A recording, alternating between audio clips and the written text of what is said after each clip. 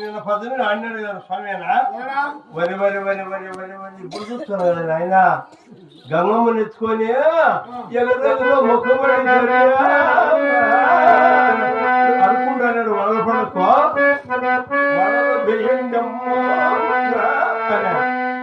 అనుకుంటాను ఆయన గంగమ్మని ఎత్తుకొని రేంజ్ చెట్టు కింద లెట్టిన కూర్చొని కాయలు తింటాడు అయినా అందులో కదా లెట్టిన కూర్చొని ఏనుగాయలు తింటాను